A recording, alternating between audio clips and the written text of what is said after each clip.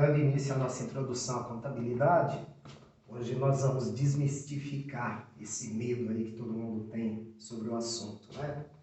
A contabilidade direcionada para o concurso do perito, ela não é tão difícil assim. Basta você saber um pouco da interpretação sobre o assunto e aí se dedicar aos seus estudos. Então vamos começar. Falando um pouquinho de contabilidade, ela é uma ciência, tá certo? Na verdade, muita gente acha que faz parte de ciências exatas, mas na verdade ela é uma ciência social, tá? E o que a contabilidade faz? Ela estuda, ela controla, ela registra toda a movimentação do patrimônio de uma entidade. Por que a gente fala entidade e não fala empresa? Porque aí nós entramos com os princípios contábeis. É a Resolução 750 de 1993. E ela foi revogada em 2017. E nos princípios contábeis, nós temos o princípio da entidade. E o princípio da entidade, ele fala o quê? Que a pessoa física, ela não se confunde com a pessoa jurídica, certo? Ou seja, o dono da empresa, ele tem vida própria. Ele não se confunde com a vida da empresa. É por isso que os gastos do proprietário devem ser pagos com o seu dinheiro e os gastos da empresa pagos com o dinheiro dela. É para isso que existe o prolabore do proprietário, que é o seu salário mensal, e futuramente, quando a empresa tem lucro, ele recebe a sua parte em dividendos e os funcionários recebem as participações, que é a famosa PLR que nós conhecemos. Bom, com a revogação dos princípios contábeis, nós passamos a trabalhar com o CPC, CPCs, né, no plural. Então, o que é o CPC? É Comitê dos Pronunciamentos Contábeis. E os comitês dos pronunciamentos contábeis é que estudam tudo que é feito na contabilidade. Então, os princípios contábeis passaram a ser utilizados através de CPCs. E aí nós começamos, então, falando de patrimônio. O que é o patrimônio? Patrimônio na sua vida, você pensa em coisas boas, né? Você pensa nos seus bens, seus direitos, só o que você consegue atribuir valor. Só que quando você pensa em contabilidade, patrimônio vai um pouco mais além. Então a composição de patrimônio contábil entram coisas boas, que são os bens e os direitos, mas entram também as obrigações. Então sempre que você for definir um patrimônio contabilmente falando, visualize assim: patrimônio é um conjunto de bens, direitos e obrigações de uma entidade com ou sem finalidade lucrativa. Pode ser um patrimônio de uma pessoa também. Você faz a sua contabilidade, você controla suas contas, seus gastos, seus ganhos, o que sobra, o que falta. Isso é contabilidade. Tá certo? Então, sempre pensando em contabilidade, conceito patrimonial. Patrimônio é um conjunto de bens, direitos e obrigações. Ok. Quando nós pensarmos apenas na parte boa da empresa, certo? Os bens e direitos, nós vamos denominar de patrimônio bruto. Então, o que seria o patrimônio bruto? Apenas a composição positiva da empresa.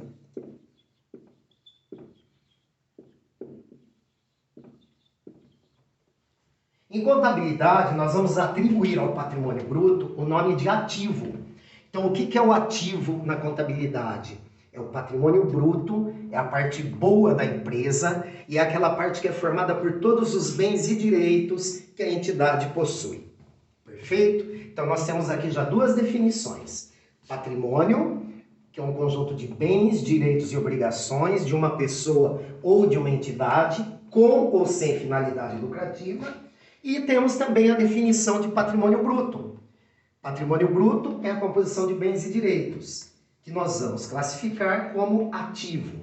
Futuramente vamos aprender a montar um balanço patrimonial, e nesse balanço patrimonial, o grupo ativo é que nós vamos registrar toda a parte positiva da empresa, a parte boa, que nós qualificamos aqui como patrimônio bruto. Dando sequência, nós ainda temos o patrimônio líquido. O que seria o líquido? É a liquidez, é o que sobra, é a situação líquida. Então, o que eu tenho que pensar? Todas as vezes que eu pegar a parte boa da empresa, que são os bens e direitos, e subtrair as obrigações, eu vou chegar na minha liquidez, certo? Então, vamos seguir o raciocínio, olha. Bens e direitos menos obrigações é igual a patrimônio líquido. Nós vamos também chamar o patrimônio líquido de capital próprio ou situação líquida. Olha, são sinônimos contábeis. Então, eu posso chamar de capital próprio e posso também chamar de situação líquida.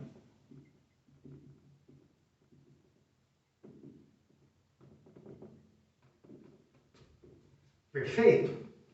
Lembrando uma coisa, como eu classifiquei no início da aula, os bens e direitos, nós vamos chamá-los de ativo. As obrigações, elas são classificadas como passivo.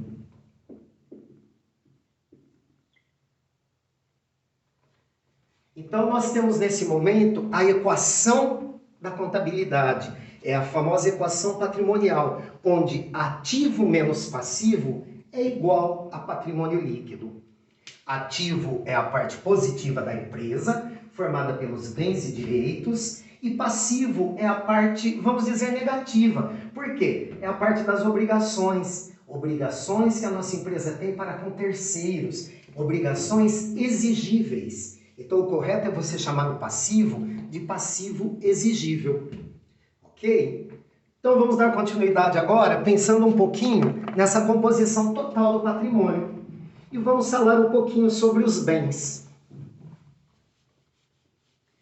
O que seria um bem na sua vida? Você visualiza o seu carro, você visualiza a sua moto, a sua casa, um equipamento que você tem, o seu aparelho celular, o seu computador, são bens que você tem. Ok. Em contabilidade, a classificação dos bens é exatamente essa. Então, o que é um bem? Bem é tudo aquilo que me satisfaz e eu posso atribuir algum valor. Não adianta eu falar que eu tenho um bem se ele não vale nada, certo? Então, nós entramos com os bens, contabilmente falando, certo? Nós podemos ter dois tipos de bens. Os bens palpáveis, que nós chamamos eles de tangíveis.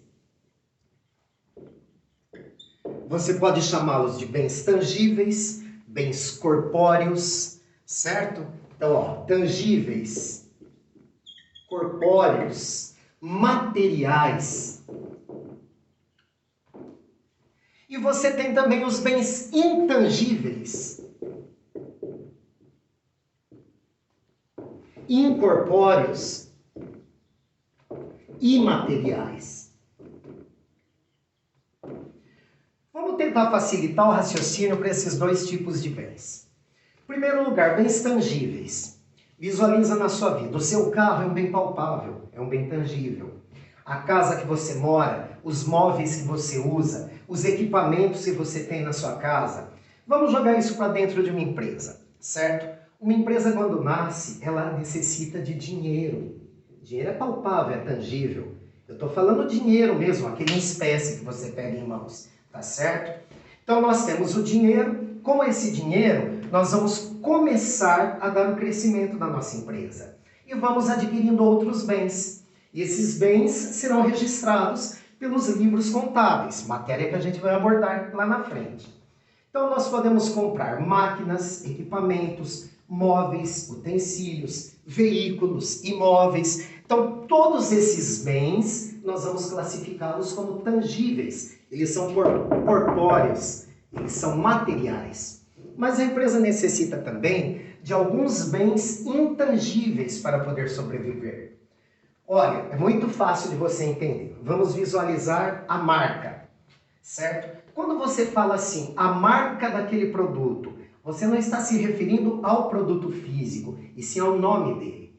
essa marca, ela foi registrada em um órgão competente. E a empresa que é dona dessa marca, ela pagou por isso. Então isso tem um valor. Só que em contabilidade nós falamos que é um bem intangível. Ele é incorpóreo. Um outro exemplo também. Você inventou um equipamento e você quer ganhar dinheiro com essa invenção.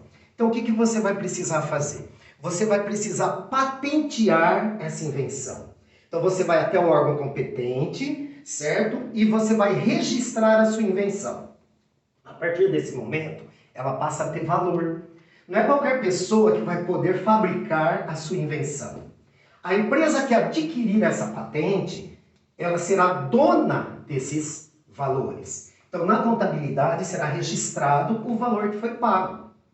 Um outro exemplo fácil de você entender também, o passe do jogador de futebol, certo?